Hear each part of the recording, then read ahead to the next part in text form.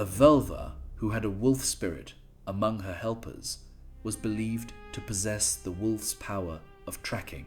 Its ability to move through the spirit world with stealth and speed and to pursue spiritual prey with relentless determination. A Völva with a raven spirit was believed to share the raven's power of sight,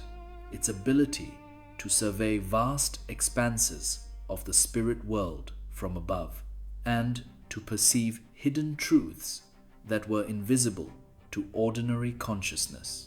The relationship between the Scyther practitioner and her animal spirits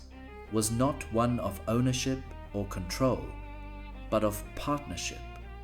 a reciprocal bond in which the human practitioner provided something of value to the spirit, perhaps offerings, perhaps respect, perhaps the energy of the trance state itself, and in return the spirit provided its power and its perspective to the human, enabling her to do what no ordinary mortal could do alone. The figure of Odin himself can be understood from an anthropological perspective as the archetypal shamanic practitioner of Norse mythology, the great master of Scyther, who had acquired his magical powers through acts of self-sacrifice, and who maintained his knowledge of the worlds through his relationships with his wolf and raven familiars. The details of Odin's character and his spiritual practices align remarkably closely with the cross-cultural profile of the shaman, as described in the anthropological literature, a solitary, ecstatic figure who mediates between the human and spirit worlds, who uses pain and altered states of consciousness to access higher forms of knowledge, who shapeshifts between human and animal forms, and who maintains special relationships with animal spirits that serve as his guides and helpers. Odin's sacrifice on Yggdrasil, in which he hung from the great tree for 9 days and 9 nights without food or water, wounded by his own spear in order to acquire the knowledge of the runes, is structurally identical to the initiatory ordeals undergone by shamans in numerous world traditions, ordeals in which the practitioner undergoes a symbolic death and rebirth that transforms their consciousness and grants them access to spiritual realities unavailable to ordinary people. And Odin's daily practice of sending out Hugin and Munin to gather knowledge from across the 9 worlds, and of sitting at his feet with Jerry and Freki, who embody his wild, hungry nature, mirrors the shamanic practitioner's use of animal familiars to extend his perception and his power beyond the limitations of his individual body and consciousness. This shamanic dimension of Odin's character and of the Norse spiritual tradition more broadly suggests that the association between Odin, wolves, and ravens was not an arbitrary mythological invention, but was rooted in genuine spiritual practices that were a regular feature of Norse religious life. The Völva who practiced Scyther, the Ulfidnar who transformed themselves into wolves in battle, the seafarers who used ravens to navigate the open ocean, the farmers who read omens in the behavior of wolves and ravens around their settlements. All of these were participating in a living spiritual tradition in which the boundary between the human and the animal was regularly crossed, in which the qualities of wolves and ravens were not merely admired from a distance, but were actively sought and cultivated through ritual, through practice, through the deliberate transformation of ordinary human consciousness into something wilder, something more perceptive, something more attuned to the hidden currents of the world. The wolf and the raven were sacred companions, not because the Norse simply decided to make them symbols of things they valued, but because the Norse had developed through centuries of intimate coexistence with these animals in the northern landscape, a genuine and deeply experiential understanding of what these animals had to offer to human consciousness, and they had embedded this understanding in the most sophisticated mythological and ritual frameworks that their culture was capable of producing. The transmission of knowledge about wolves and ravens across generations in Norse culture was accomplished through multiple overlapping channels, each of which reinforced and enriched the others in a continuous process of cultural reproduction that maintained the spiritual significance of these animals, even as the specific circumstances of Norse life changed over time. The most important of these channels was oral tradition, the stories and poems that were memorized and performed by skalds and storytellers at the feasts of chieftains and kings, transmitted from teacher to student and from parent to child, and gradually accumulated into the rich body of mythological and heroic narrative that would eventually be written down in Iceland in the 12th and 13th centuries. Within this oral tradition, the stories of Hugin and Munin, of Geri and Freki,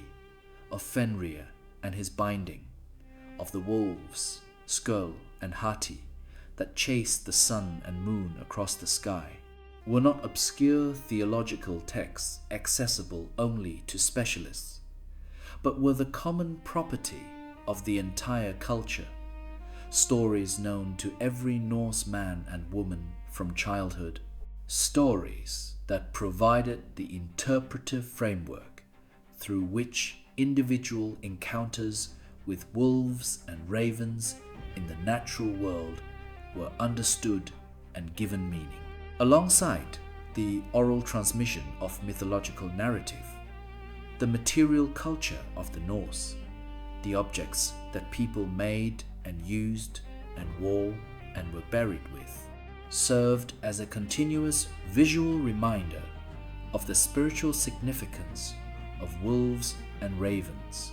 A Viking warrior who wore a wolf-tooth pendant around his neck, or who carried a shield decorated with a raven motif, or who rode into battle under a raven banner, was not merely making a fashion choice or a strategic decision. He was embedding himself within a web of spiritual associations that connected him to Odin, to the ecstatic warrior tradition of the Ulfethnar, to the cosmic drama of battle and death and selection by the Valkyries, to the eternal struggle between order and chaos that the Norse believed was the fundamental structure of reality. Every time he touched the wolf's tooth at his throat or raised his eyes to the raven banner above his head, these material objects activated the entire mythological complex that surrounded wolves and ravens, reminding him of the sacred nature of his role as a warrior and of the divine forces that were present with him in battle. The material culture of wolves and ravens thus served as a kind of mnemonic system, a set of physical triggers that could, at any moment, reconnect the individual to the spiritual framework that gave his life meaning, and that helped him face the constant proximity of death that characterized Viking Age existence. The connection between wolves, ravens, and death in Norse culture was not merely symbolic or mythological, but was embedded in the practical realities of how the Norse disposed of their dead, how they understood the afterlife, and how they conceived of the relationship between the living and the dead in both directions. The Norse afterlife was not a single destination, but a complex and differentiated landscape of multiple realms, each associated with different categories of the dead and each governed by different divine figures. Valhalla, the hall of the slain, was the destination of warriors who died in battle. The Einherjar, who were chosen by the Valkyries and who would spend their afterlife feasting and fighting in preparation for Ragnarok. But Valhalla was only one of many possible afterlife destinations. Those who died of illness or old age might go to the realm of Hell,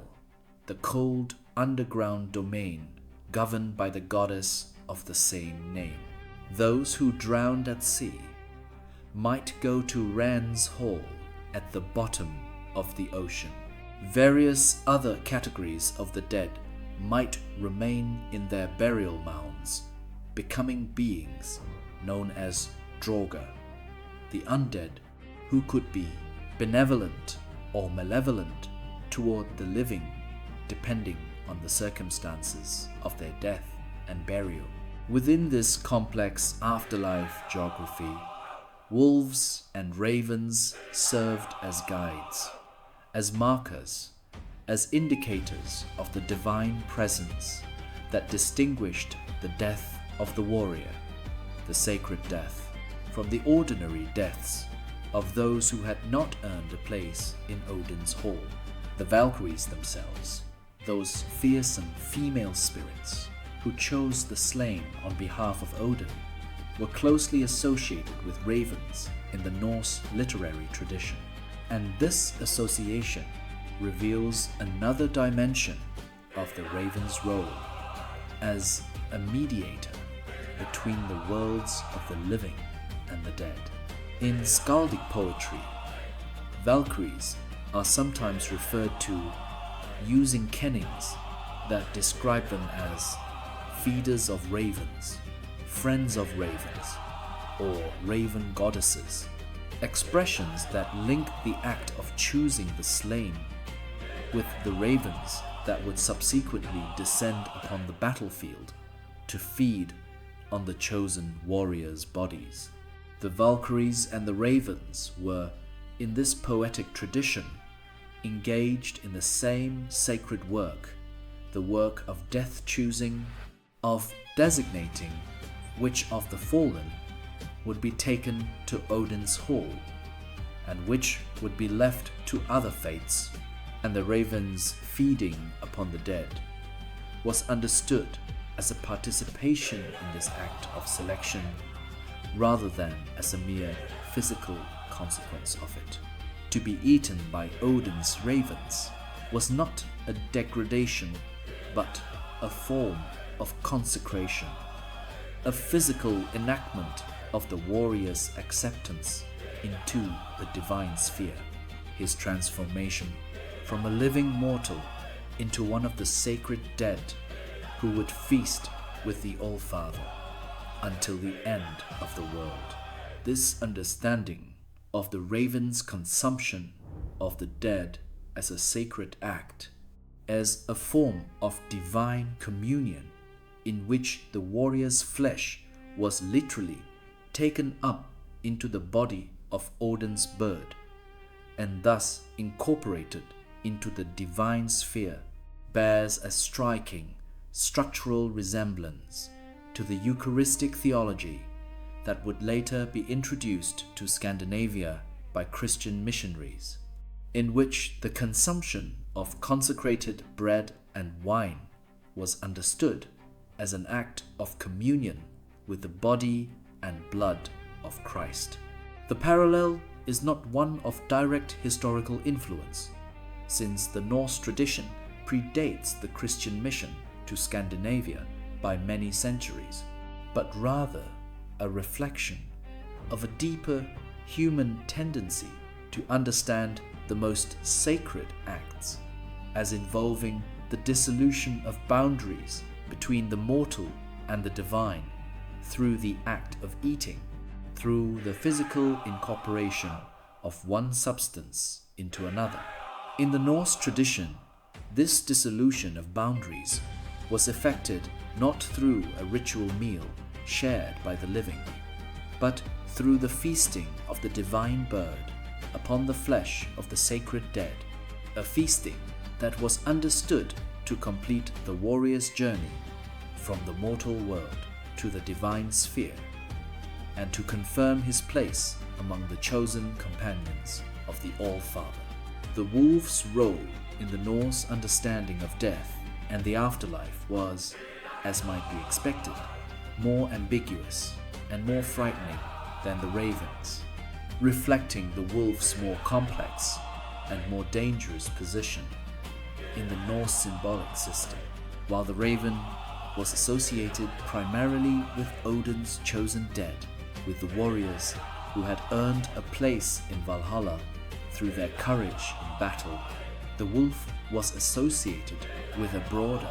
and more indiscriminate form of death, a death that made no distinctions between the worthy and the unworthy, the brave and the cowardly, the sacred and the profane. The wolves that prowled the margins of the battlefield did not choose their dead the way that the Valkyries and the ravens chose theirs. They ate whatever was available, whatever lay within reach, without regard for the spiritual status of their meal. And this indiscriminate hunger was understood in the Norse tradition as a reflection of the wolf's ultimate nature, as a creature of pure appetite, of hunger that recognized no hierarchies, no distinctions, no sacred boundaries. This was why Fenrir was the creature destined to devour Odin himself, why the greatest wolf would consume the greatest god, because the wolf's hunger was ultimately stronger than any divine authority, because appetite and chaos and destruction would, in the end, overcome even the most powerful forms of order and wisdom. And yet, even in this most terrifying aspect of the wolf's role in Norse death theology, there was a kind of terrible beauty, a recognition that the devouring of the divine by the animal was not simply a tragedy, but was a necessary part of the cosmic cycle that would ultimately lead to renewal. After Ragnarok, after Fenrir had swallowed Odin and the world had been consumed by fire and flood, the Norse mythology promised that the world would be reborn, that the earth would rise again from the sea, green and fertile, that surviving gods would return to build a new order, and that the great hall of the gods would be rebuilt on the site of the old one. This promise of renewal after destruction, of new growth after the consuming fire, was central to the Norse understanding of the cosmic cycle, and the role of the wolf as the agent of the final destruction was therefore not simply villainous, but was an integral part of the cycle of death and rebirth that the Norse believed governed all things. Fenrir's devouring of Odin was, from this perspective, the necessary precondition for the rebirth of the world, the destruction without which the renewal could not occur, and the wolf was therefore, in the deepest and most paradoxical sense, an agent of creation as well as destruction, a necessary participant in the cosmic drama whose terrible hunger was ultimately in the service of life rather than merely in the service of death. It is impossible to fully appreciate the depth of the Viking relationship with wolves and ravens without spending considerable time with the literary texts that preserve the most detailed and the most psychologically nuanced accounts of this relationship. Texts that were composed over a period of several centuries by people who stood at varying distances from the living pagan tradition they were describing, some of them close enough to have personal memories of pre-Christian practice, others separated from it by generations of Christian culture, but still deeply engaged with the old stories and the old ways of understanding the world. The Poetic Edda, that extraordinary collection of mythological and heroic poems that was preserved in the 13th century Icelandic manuscript, known as the Codex Regius, is the single most important source for our understanding of the Norse mythological world and the place of wolves and ravens within it, and its importance cannot be overstated. The poems collected in the Poetic Edda were not composed at the time of the manuscript's compilation, but were drawn from an older oral tradition that stretched back, in some cases, to the pre-Christian period, and they preserve, in their imagery and their narrative structures and their emotional textures, something of the authentic spiritual experience of the people who first created them, people for whom Odin's ravens were not literary figures but genuine spiritual presences, and for whom the howling of wolves in the winter night was not merely a sound but a message, a communication from forces that lay at the very edge of human understanding. The Völuspá, the great prophetic poem that opens the Poetic Edda and that describes the creation of the world, the history of the gods, and the coming of Ragnarok, is the single poem that most comprehensively addresses the role of wolves and ravens in the Norse cosmic drama, and a close reading of its imagery reveals the full complexity of the spiritual relationship between the Norse people and these animals. The poem begins with the voice of a Velva, a seeress, who has been summoned by Odin to recount her knowledge of the past and the future, and from the very beginning, the poem establishes a connection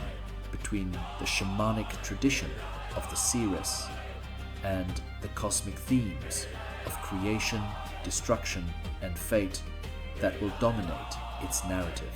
The Volva's authority, her ability to speak truthfully about the deepest structures of reality,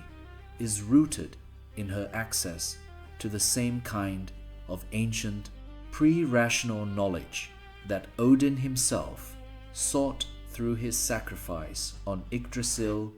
and his visit to the Well of Mimir, knowledge that bypasses the ordinary human faculties of reason and observation and reaches directly into the underlying patterns of the cosmos.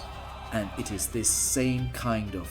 direct, intuitive, pre-rational knowledge that the Norse associated with their sacred animals, with the raven whose perception transcended ordinary sight, and with the wolf whose instincts reached deeper than ordinary consciousness. The Völuspá's description of the world before creation, the primordial void of Ginnungagap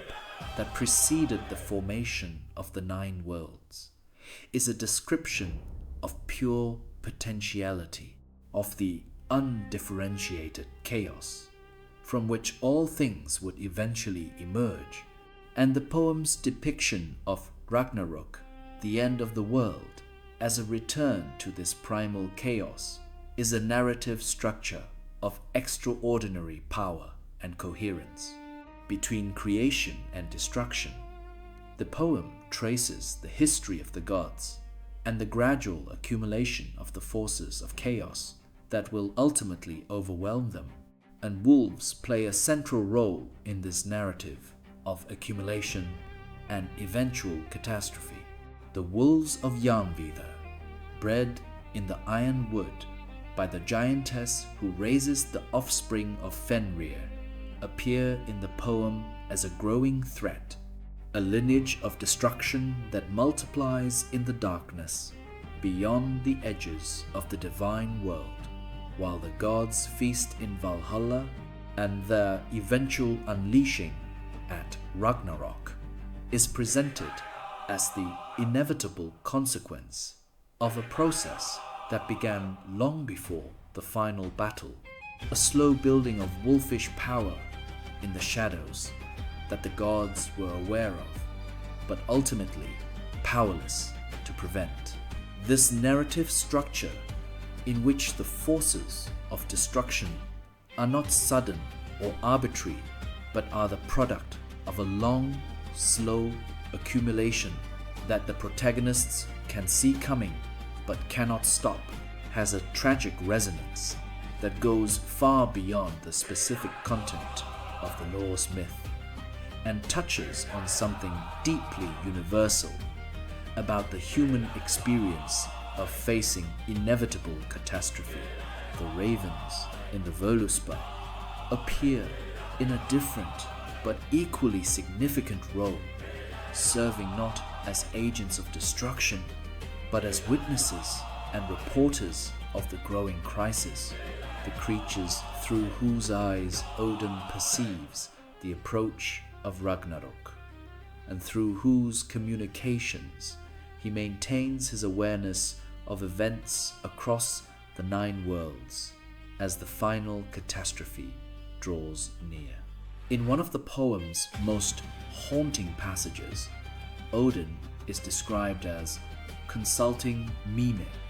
the guardian of the Well of Wisdom, sending messengers to gather intelligence as the signs of Ragnarok multiply, and the context of the poem strongly implies that these messengers are Hugin and Munin, his ravens, flying out into the darkening world to bring back news of what they observe. The image of Odin receiving reports from his ravens as the world he has helped to create begins its final unraveling is one of extraordinary pathos, a portrait of a being of supreme wisdom who possesses complete knowledge of what is coming and who is powerless to prevent it, whose thought and whose memory, embodied in his 2 great ravens,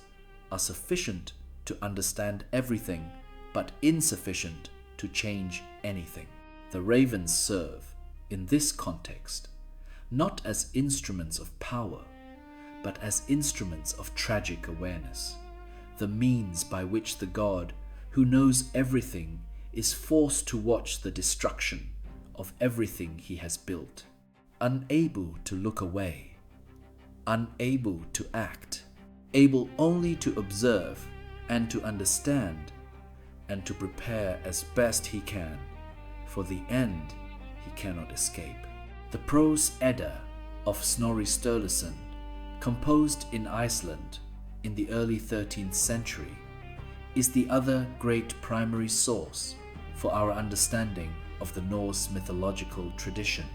and its treatment of wolves and ravens, while inevitably filtered through the perspective of a Christian author who was simultaneously preserving and interpreting a pagan tradition, provides crucial supplementary information that enriches the picture painted by the poetic Edda. Snorri was a remarkable figure, a sophisticated intellectual who understood that the old myths were in danger of being forgotten as Iceland's Christian culture became increasingly distant from its pagan roots, and who undertook the task of compiling and explaining the mythological tradition with a degree of systematic thoroughness that has no parallel in any other Norse literary source. His prose Edda contains the most detailed surviving descriptions of Hugin and Munin, of Geri and Freki, of Fenrir's binding, and of the wolves Sku and Hati, and his accounts of these figures, while clearly shaped by his own interpretive framework and by his desire to make the old myths comprehensible to a Christian audience, preserve a wealth of detail that would otherwise be lost entirely. Snorri's description of Odin in the Gylfaginning section of the prose Edda is particularly rich in its treatment of the god's relationship with his wolves and ravens, and it is worth examining in some detail because it reveals the ways in which the mythological tradition had been elaborated and systematized by the time of Snorri's writing, as well as the ways in which the original spiritual significance of these animals was still legible even through the mediating layer of Snorri's Christian perspective. Snorri describes Odin sitting in his high seat, Hlithshaf, from which he can see across all the 9 worlds, with Hugin and Munin perched on his shoulders, and Geri and Freki lying at his feet, and he explains the names of all 4 animals and their significance with a clarity and a concision that suggests he is drawing on a well-established interpretive tradition rather than inventing explanations on the spot. His account of the ravens flying out each morning and returning each evening to whisper their reports into Odin's ears is consistent with the Eddic poem Grimnismal and his account of Odin feeding all his food to Geri and Freki while sustaining himself on wine is similarly consistent with the poetic sources. What Snorri adds to the picture painted by the poems is a quality of domestic intimacy, a sense of Odin in his hall, surrounded by his animal companions, as a daily and habitual arrangement rather than as a purely symbolic configuration. And this quality of intimacy is itself significant because it suggests that the Norse imagined their gods not as distant, inaccessible beings, but as creatures of habit and relationship, beings whose daily lives were structured around the same kinds of bonds and routines that structured the daily lives of the human beings who worshipped them. The sagas of the Icelanders, which constitute the most extensive body of Old Norse prose literature, and which were composed primarily in the 13th and 14th centuries,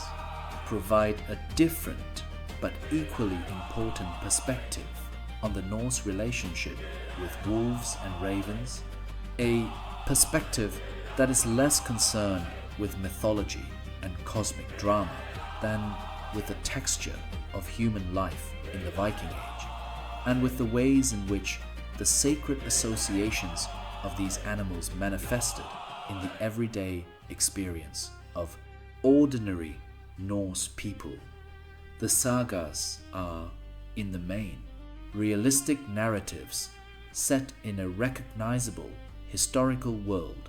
concerned with the conflicts and relationships and legal disputes of specific historical or quasi-historical individuals